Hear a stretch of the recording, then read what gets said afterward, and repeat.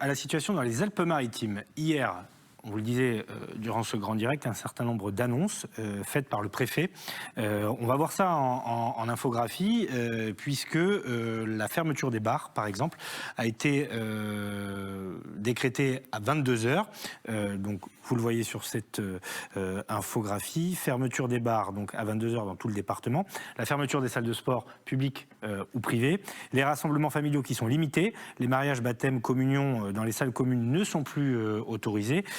Et le port du masque reste obligatoire pour les plus de 11 ans. Mais Bernard Gonzalez a annoncé que les piscines resteraient ouvertes. Les piscines, elles restent ouvertes. Les vestiaires collectifs sont cependant fermés dans les piscines. Et je précise que pour les premières mesures jusqu'au rassemblement familiaux limité, c'est pour une durée de 15 jours.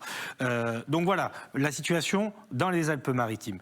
Ça a créé une réaction épidermique pour deux maires en particulier, le maire de Cannes, David Lisnard, et le maire de Grasse, Jérôme Viau, qui ne comprennent pas qu'on applique les mêmes mesures à Nice, à Grasse et à Cannes. Les explications sont signées Alexis Ricard.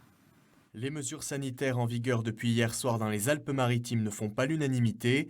David Lisnard, maire de Cannes, et Jérôme Viau, le maire de Grasse, notamment, fustigent l'arrêt préfectoral qui oblige les bars à fermer à 22 heures. Ils estiment plus cohérent de renforcer les contrôles plutôt que de punir toute une profession. C'est vrai qu'avec David Lisnard, on est dans une démarche où on se dit qu'il y a des mesures qui existent actuellement. Ces mesures, elles sont à mon sens suffisantes. Il faut veiller à leur bonne application pour assurer la sécurité de nos concitoyens. Et je crois qu'on est dans un moment où l'État agit à contre-temps. On voit que les choses progressent positivement, si je peux dire, dans la situation des Alpes-Maritimes et un rétablissement d'une situation, et que l'application des mesures déjà existantes était suffisante à elle-même, sans avoir à rajouter des contraintes supplémentaires. Ce n'est pas la question d'un horaire particulier. Ce n'est pas ça qui chasse le Covid. Ce n'est pas parce qu'on ferme un établissement à 22 heures que le Covid disparaît.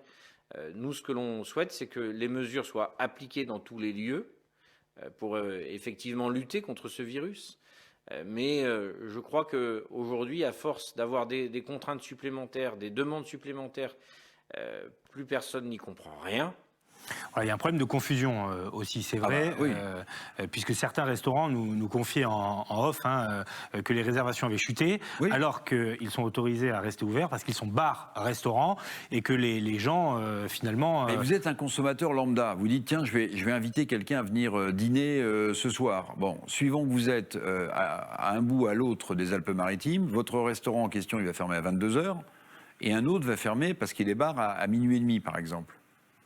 Oui, parce que c'est le cabis qui fait foi. Et... Voilà, donc si vous voulez, comment est-ce que vous voulez que les consommateurs se disent, je vais appeler un restaurant pour aller dîner, mais au fait, il ferme à 10h, à 11h, à minuit et demi, on ne comprend plus rien. C'est vrai que c'est un problème qui se présente, qui remonte en tout cas du terrain.